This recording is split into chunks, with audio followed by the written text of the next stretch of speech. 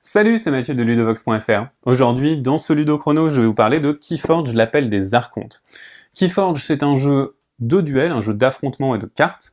Donc c'est un jeu pour 2 joueurs de 14 ans et plus, et des parties d'environ 45 minutes. Dans Keyforge, on va incarner un archonte, un général, qui va, avec ses unités, essayer de récupérer de l'ambre. Et pourquoi est-ce qu'on essaie de récupérer de l'ambre? C'est pour forger des clés mystiques qui vont permettre d'avoir accès à une archive qui lui donnera plein de connaissances. Le premier à avoir forgé sa 3e clé aura gagné la partie.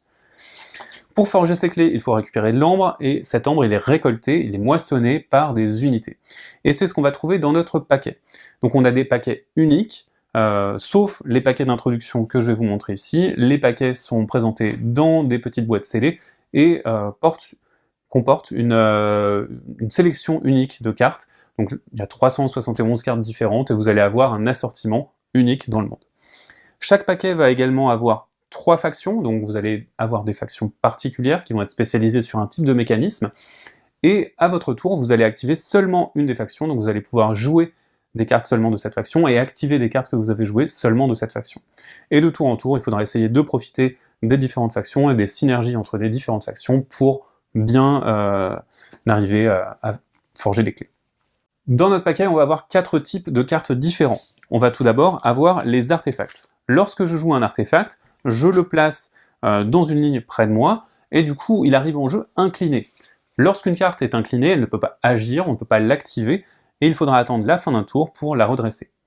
Attention, pour pouvoir l'activer, il va falloir que j'active la bonne maison, bien entendu. On va également avoir des actions. Alors les actions, c'est tout simple. On va tout simplement jouer notre carte action, la placer dans notre défausse, activer le maximum de pouvoir de la carte, on va la résoudre de haut en bas, et certaines cartes, certaines actions vont nous donner de l'ambre qu'on va placer directement sur notre carte personnage. On a également des créatures. Alors les créatures sont un petit peu particulières, et elles arrivent inclinées comme les artefacts, mais on va les mettre sur une autre ligne, sur une ligne devant les artefacts, qu'on appelle la ligne de front. Cette ligne de front est très importante parce que certaines créatures vont jouer avec le positionnement sur la ligne de front, et lorsque vous jouez une carte, vous la jouez sur un flanc forcément. Donc si par exemple nous étions dans cette configuration et que je voulais jouer cette carte-là, je pourrais la jouer soit ici, soit là, mais pas au milieu. Et si une créature venait à mourir, eh bien on resserrerait la ligne de front pour qu'elle soit toujours unie. Voilà pour globalement comment on joue des créatures. On a un dernier type de cartes qui sont des améliorations, et les améliorations, elles vont tout simplement offrir un pouvoir supplémentaire à une créature. Ça peut être de la puissance en plus, ça peut être une règle particulière, etc. etc. Qu'est-ce qu'on peut faire avec les créatures? Eh bien avec les créatures, quand elles sont redressées et qu'on a activé la bonne maison, donc ici par exemple si j'avais activé la maison des ombres, eh bien je pourrais les utiliser de plusieurs manières différentes. On va pouvoir tout simplement moissonner. Alors moissonner, ça veut dire aller récolter de l'ambre et le placer sur sa carte personnage. On va également pouvoir faire des actions, seulement si la carte possède un texte d'action particulière. Par exemple, We Will Filou a un texte qui indique action, voler un ambre. Ça veut dire que si je l'incline et que je déclare faire son action, je vais voler un ambre à mon adversaire et le placer dans ma réserve. On a également la possibilité d'attaquer les créatures adverses. Par exemple ici, si mon adversaire avait une sorcière de l'œil, donc cette créature-là, je pourrais très bien décider de l'attaquer. Donc si je l'attaque, les créatures vont s'infliger des points de dégâts qui sont équivalents à leur puissance, mais attention, on a plein d'effets qui vont permettre de changer un petit peu cette dynamique, notamment des effets de combat, des effets particuliers qui sont permanents, du bouclier qui va absorber des dégâts, etc. etc. Lorsqu'il y a combat, les créatures vont s'infliger des points de dégâts donc égaux à leur puissance, donc par exemple la sorcière de l'œil va infliger 3 points de dégâts à mon orphelin, et moi je vais infliger 1 point de dégâts à la sorcière de l'œil. Une créature est défaussée, elle est détruite, lorsqu'elle a subi un nombre de dégâts égal ou supérieur à sa puissance. On la met alors dans la défausse de son propriétaire, et on resserre la ligne de front.